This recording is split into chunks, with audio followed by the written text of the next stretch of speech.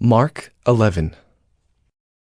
Now when they drew near to Jerusalem, to Bethphage and Bethany at the Mount of Olives, Jesus sent 2 of his disciples and said to them, Go into the village in front of you, and immediately as you enter it, you will find a colt tied, on which no one has ever sat. Untie it and bring it. If anyone says to you, Why are you doing this? Say, The Lord has need of it, and will send it back here immediately. And they went away and found a colt tied at a door outside in the street, and they untied it. And some of those standing there said to them, What are you doing untying the colt? And they told them what Jesus had said, and they let them go. And they brought the colt to Jesus and threw their cloaks on it, and he sat on it.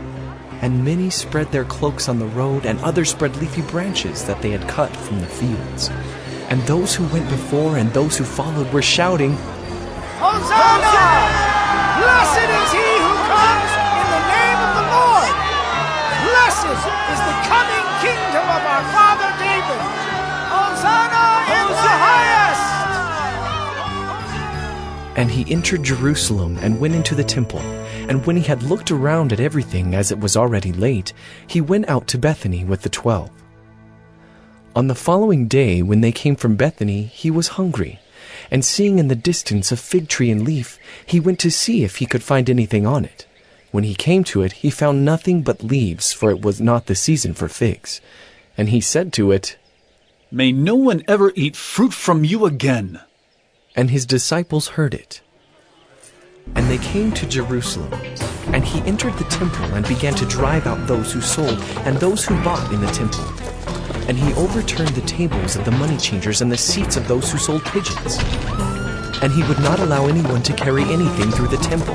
And he was teaching them and saying to them, Oh, is it not written, My house shall be called a house of prayer for all the nations? But you have made it a den of robbers. And the chief priests and the scribes heard it and were seeking a way to destroy him, for they feared him because all the crowd was astonished at his teaching.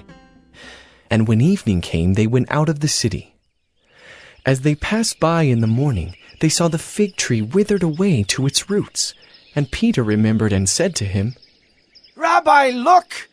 The fig tree that you cursed has withered! And Jesus answered them, Have faith in God. Truly I say to you, whoever says to this mountain, Be taken up and thrown into the sea, and does not doubt in his heart, but believes that what he says will come to pass, it will be done for him. Therefore I tell you, whatever you ask in prayer, believe that you have received it, and it will be yours. And whenever you stand praying, forgive if you have anything against anyone, so that your Father also who is in heaven may forgive you your trespasses. And they came again to Jerusalem. And as he was walking in the temple, the chief priests and the scribes and the elders came to him. And they said to him, By what authority are you doing these things? Or who gave you this authority to do them? Jesus said to them, I will ask you one question. Answer me, and I will tell you by what authority I do these things. Was the baptism of John from heaven or from man? Answer me. And they discussed it with one another, saying, If we say, from heaven, he will say, Why then did you not believe him? But shall we say, from man? They were afraid of the people, for they all held that John really was a prophet. So they answered Jesus, We do not know. And Jesus said to them, Neither will I tell you by what authority I do these things.